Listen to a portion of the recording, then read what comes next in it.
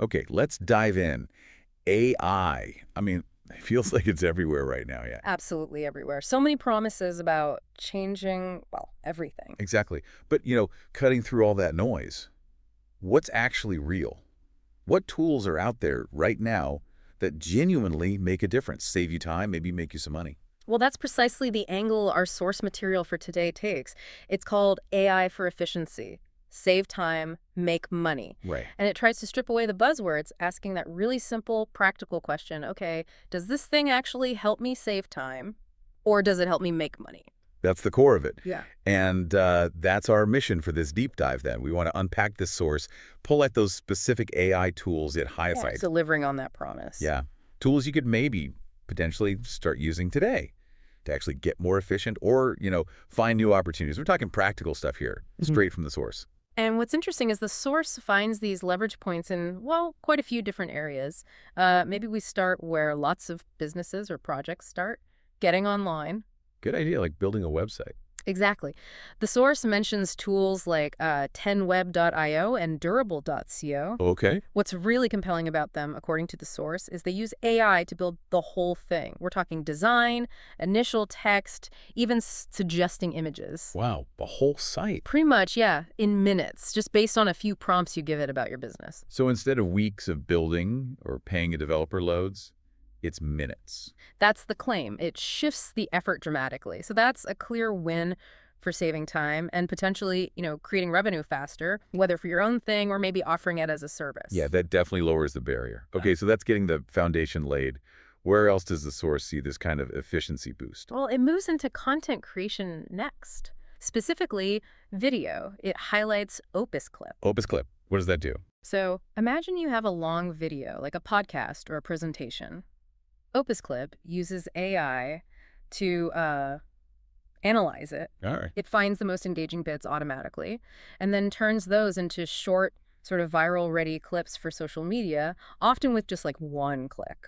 Ah, so it saves you hunting through hours of footage and editing. Precisely. Mm. For anyone creating content, that's a massive time saver. Huh? Helps you get more mileage out of your existing videos without all that extra editing work for different platforms. Makes sense. What about other creative stuff? Images? Yeah, the source looks at that too. It points to Adobe Firefly for AI image generation and editing. Adobe's tool, right. Right. Firefly lets you create pretty realistic images just by describing them in text. Or it can make complex photo edits, much faster than usual. So it speeds up the creative workflow. That seems to be the angle. Turning ideas into visuals quicker, trying out different looks really fast. The source suggests it's less about replacing creativity and more about speeding up the execution, augmenting it, maybe unlocking new approaches. Interesting. Okay, so we've got websites, video, images. What about those everyday tasks, the ones that just seem to eat up your day? Absolutely crucial area. The source definitely pulls out some potential game changers there, like email. Oh, yeah, the black hole of productivity. Tell me about it. So it mentions ChatGPT Writer. It's a simple Chrome extension. Oh, It basically helps you draft replies almost instantly. It looks at the email thread's context and suggests a response. just taking that initial friction out of replying, I can see how that adds up. Day after day, yeah. Then there's dealing with long documents, information overload. Great. Is reports, papers. The source features a tool called DocuAsk for that. Its whole thing is letting you ask questions directly to a document. Like you chat with the PDF. Sort of, yeah. Instead of reading the whole thing or scrolling endlessly, you ask, what does it say about X? And the AI finds the answer in the document for you. Okay, that transforms how you'd approach a long report. Much faster information retrieval. Big time saver for comprehension, too, the source argues. And for people already deep in, say, the Microsoft world. Ah, yes. It points to Copilot, which is, being embedded right into Word, Excel, PowerPoint. Integrated AI. Exactly.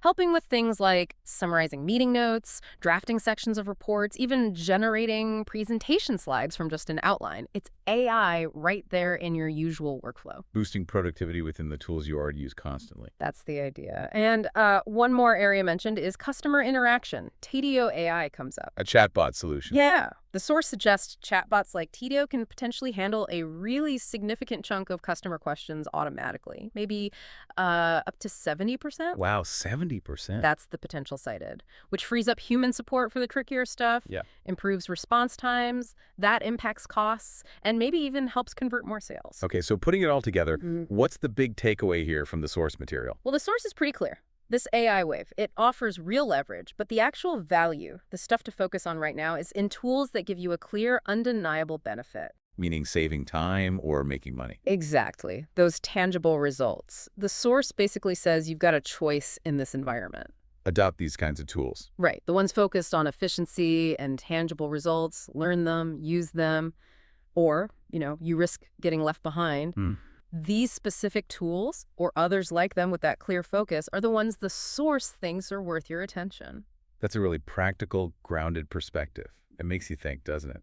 Considering all these tools we just touched on, building websites fast, drafting emails, asking documents questions, summarizing meetings, which one jumps out? Yeah, which one could you, listening right now, maybe implement this week? Just to reclaim, say, 30 minutes of your time. It's definitely something worth mulling over.